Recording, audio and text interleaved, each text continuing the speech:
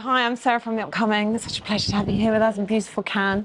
Maybe we could begin with a brief introduction to September Says. For people who don't know anything about the film, what can they expect? They can expect suspense, I think, fun costumes. Yes.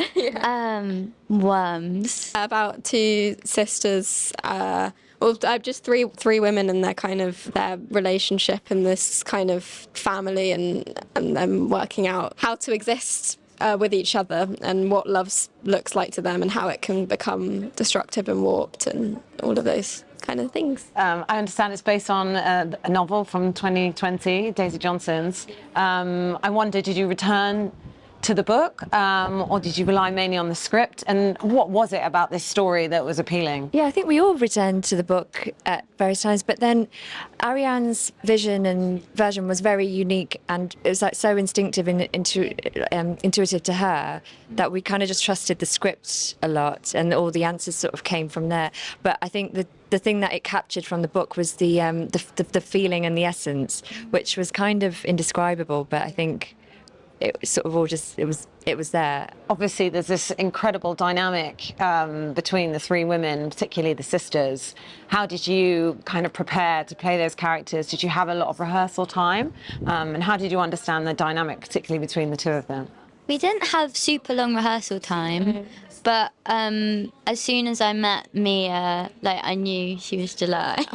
Vice versa. Yeah, and we definitely chatted a lot about our characters and had little games that we play on set. I think a lot of the development was very practical. It was like being on set, and Ariane created this world, this sort of environment where it was very easy for us to kind of, I'd say, drop into it and find that relationship, because it was all already there almost. And were you able to kind of relate to your characters, or in which ways could you relate, and in other ways were they very different to play? I think that I think what's so beautiful about this story is that I think that every person, for me, I can see myself in all three of these women. They're maybe the parts of yourself that you're kind of slightly afraid of, but you don't really want to talk about.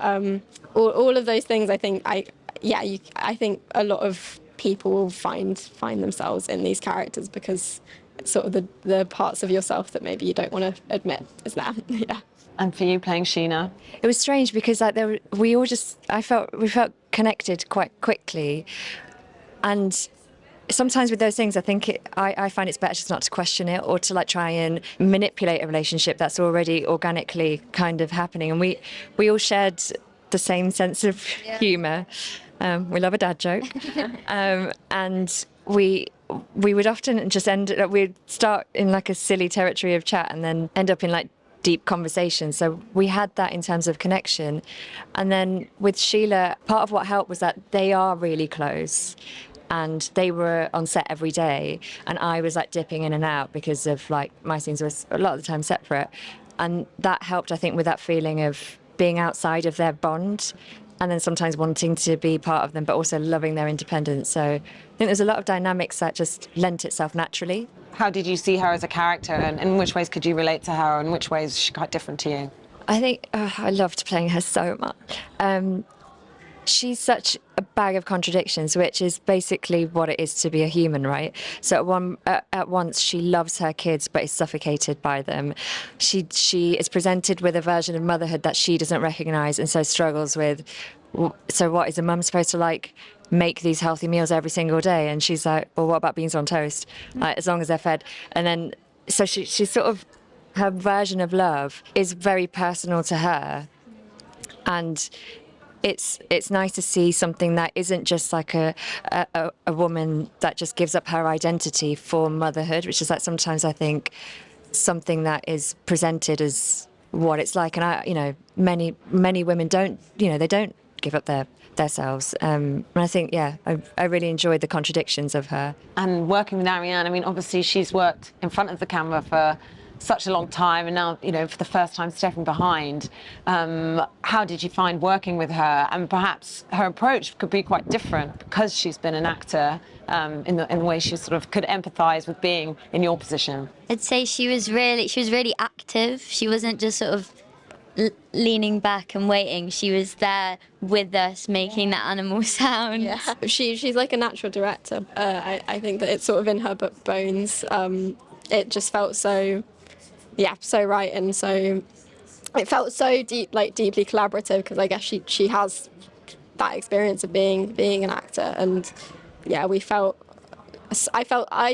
think you guys might agree, so much a part of her process, which is nice.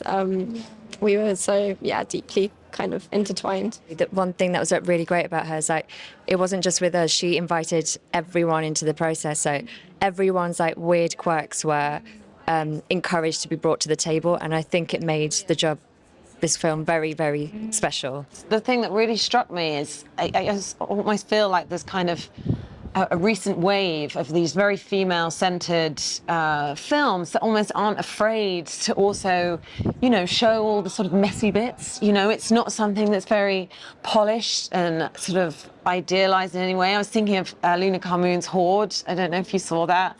Or like Josephine Decker's type films.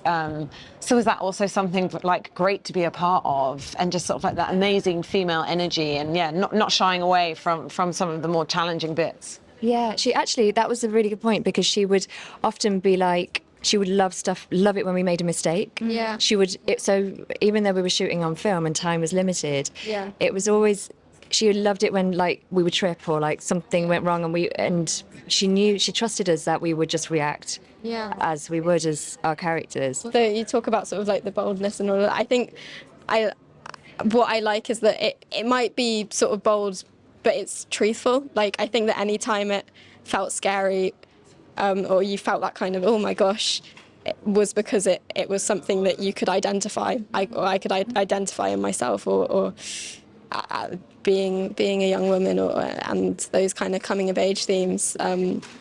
So yeah, I think that it's rooted and grounded in a lot of truth, although there is the sort of supernatural elements, I guess. There is, so much truth in it, and that's where the exciting parts in it, yeah.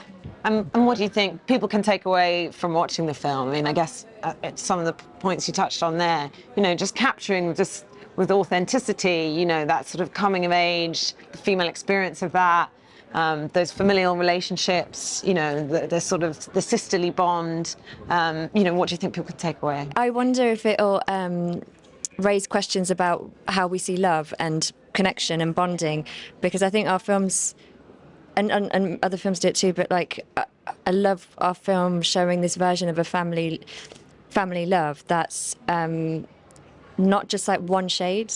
I hope people take away from it that, like, a lot of it might be because of lack of communication and the difficulty to communicate, and but that, it is rooted. There's so much love there, but there's a struggle. I hope they learn to sort of just try and understand each and every character, because they're all flawed. Yeah. But they're all. I know people. I know parts of myself in all of them, and.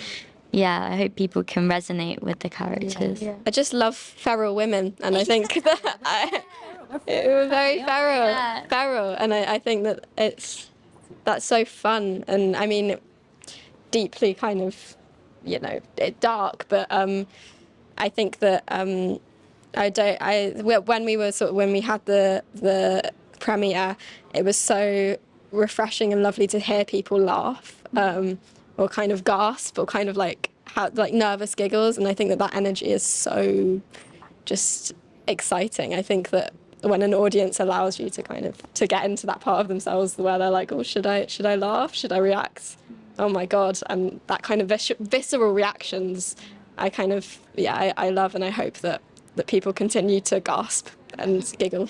And then just finally, what does it mean to you to have the film here in Cannes? And I guess there's something so magical about being able to watch the film with all those people in the room and get that instantaneous reaction. We were so giddy. I think also there's a lot of crew here, the amazing costume designer, and so much love went into it. And then when we were stood after the after the film finished and everyone was clapping, it just did feel like everyone received it with love. And I think for us it was like a real, if you do make things with love, it does. I think it transcends. Yeah, it was every single person who worked on this film was loved it, I think. But actually, I absolutely can't say that. Everyone loved it. Everyone speak for everyone. That's a Nobody talks to equity. No, I'm sorry.